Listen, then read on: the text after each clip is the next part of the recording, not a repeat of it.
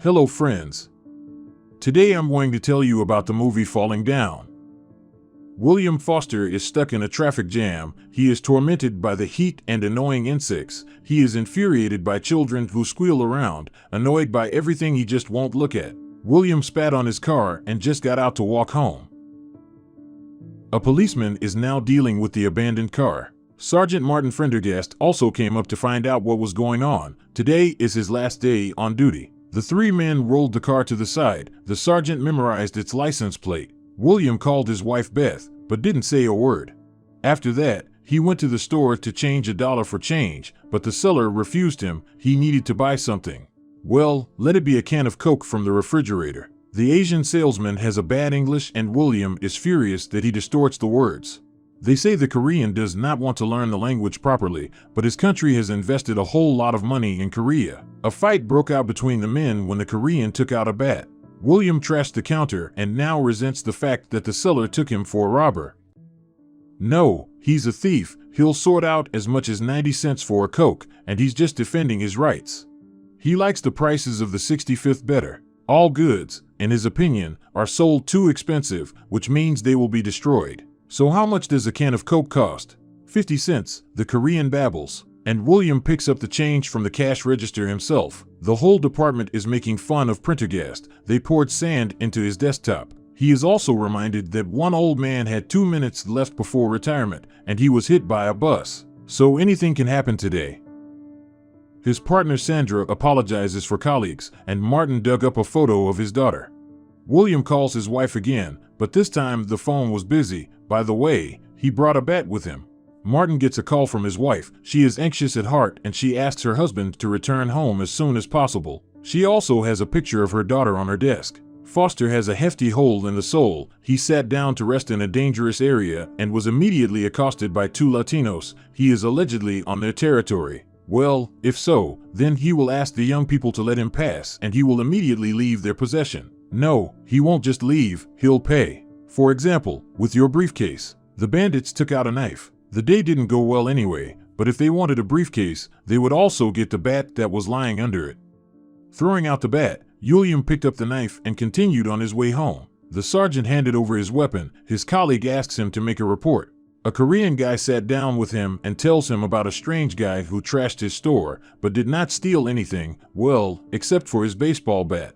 5 Latinos are riding around the neighborhood in search of a frostbitten, bespectacled man. William finally spoke into the phone. It turns out that he is already divorced from Beth, but he intends to come to his former home today anyway, since it is their daughter's birthday.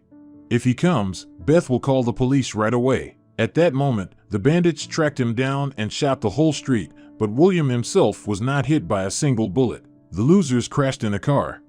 William came over to look at them.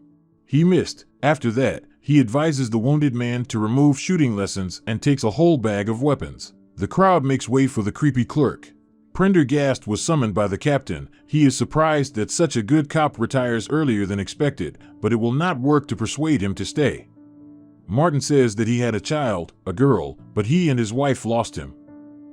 William Foster looks unkindly at immigrants, homeless people, and drunks. He couldn't get on the bus, and a worker wouldn't let him walk down the street. Beth had the foresight to call the police. William constantly appears when he pleases. Even a restriction order does not help. William is not an alcoholic or a drug addict, but he seems to be prone to violence. No, the man did not beat her, but it seemed that he was always on the verge. In the park, a man is accosted by some loser and begs for money from him, for which he reasonably receives advice to find a job. Actually, he's walking through his park, and even with 2 bags. Why wouldn't he give 1 bag to someone in need? No problem, William gave the beggar a suitcase, but there were only apple sandwiches inside. Of the gang, only Anklin's girlfriend remained in order. She's testifying about some white guy in a tie who attacked her friends with a baseball bat. As soon as Martin heard about the bat, he realized that it could be the same robber. These 2 crimes occurred in the same area. William wandered to the burger joint. He ordered an omelet, but the smiling girl told him that they no longer served breakfast. William called the manager. He is outraged that he cannot have breakfast and is forced to address Rick and Shelley's employees as if they were his school friends. The manager calmly confirms that William will not receive breakfast after 11:30.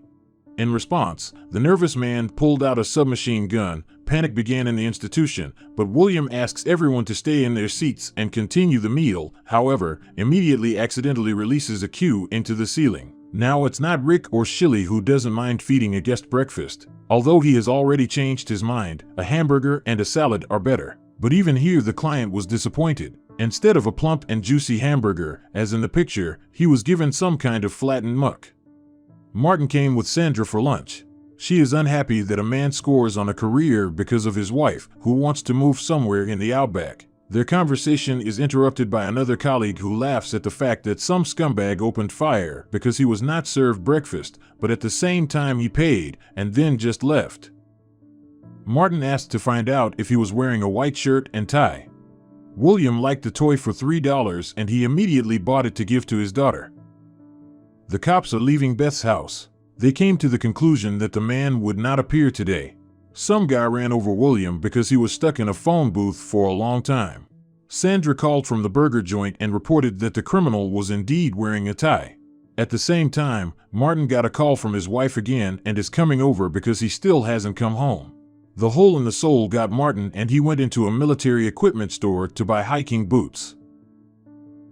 The scumbag salesman talks about which boots will be more convenient to kick homos while glancing at a gay couple, and immediately pulls out a gun when one of them ran over him in response. Prendergast found out that the suspect now has not a bat, but a whole bag of weapons. While William was in the fitting room, Sandra came into the store. The detective is looking for a man who, according to the description, looks exactly like the buyer. The bald man has not seen such. He is interested in how to address a police officer, and, pleased with himself, closed the store. The bald man led William into the back room, which is a real museum of Nazism. He shows off a bazooka and wants to give it to his guest. The Nazi listens to the police wave and knows about William's exploits in the cafe. He just goes home, and someone constantly interferes with him. The enraged salesman pointed a weapon at William and climbed into his bag. He made a fatal mistake. He broke the toy. The Nazi is going to hand over William to the police, but the knife that William planted in the bald man's shoulder also came in handy. Now you will support freedom of religion, says Hives, and shoots a Nazi. The department laughs at the fact that Prendergast became interested in the case, and the captain took off his mask and admits that he always despised the sergeant. They say he's been messing with paperwork all his career and there's nothing to pretend to be a cowboy now. Martin himself admits that he has to retire because of his wife. She is sick, afraid of everything, and constantly threatens to jump out of the window. William again terrorizes Beth on the phone and threatens to come anyway. In between, he says that in some South American countries men are allowed to kill their wives. Prendergast Sandra came to the Korean shop to talk to him again, but this place is familiar to him, so he climbed a hill and saw a stretch of road where a car was abandoned this morning. Everything has come together. They will be able to find out who this person is by the number he remembered. In another traffic jam, some asshole swore at his grandmother and immediately got in the face from William, who managed to change clothes. He swears at the worker because a normal street was turned around just to get money out of the budget. Seeing the gun, the man became nervous, and for good reason. The psycho took out a bazooka, though it's difficult for William to manage it. It's good that a schoolboy who drove up took it upon himself to instruct him. Naive, he thought he was making a movie again. Foster accidentally pulled the trigger and the grenade flew somewhere under the asphalt. A few seconds later, it exploded next to a team of workers. The partners came to Foster's mother. According to her, at work, William did all sorts of important things to protect himself from the communists. She also says that her son sometimes just sits, looks at one point and is silent, and he also has a look like he wants to kill her. Sandra found out that the defense complex where Foster worked had long since burned down. So, where did he go every day then? To shorten the way, William climbed over the fence and is now walking along the golf course. The old man yelled and even threw a ball at him. William immediately took out a shotgun and began to resent that instead of two old farts having fun here, it would be possible to arrange a park for recreation with children. The old man had a heart attack, and the pills were left in the golf cart, which Foster shot and it rolled into the pond. Beth was left alone for the second patrol. Her ex called her again and is outraged that there are no toy horses in the store, only hippos. And he's already at the cafe next to them. Beth grabbed the baby and ran out of the house, outwitting William.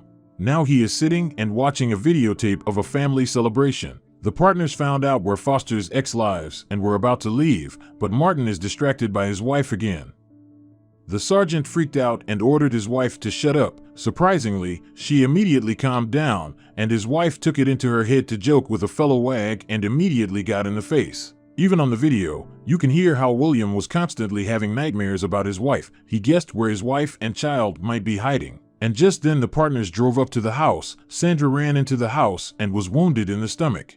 Martin took her gun, as he had already surrendered his own. William, like a Terminator, runs along the pier and finally reaches his goal.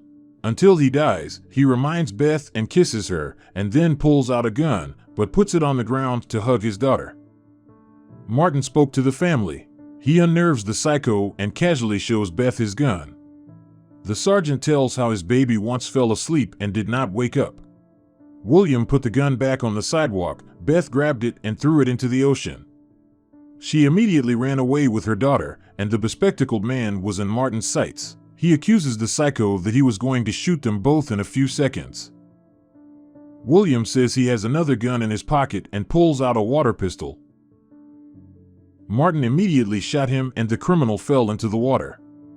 The captain praised the sergeant in front of the journalists, and he sent the boss in the ass in response. The girl's birthday turned out to be SOSO. On the TV screen, William spends time with his family while still happy. That's all for today. Put likes and write comments if you want more similar videos.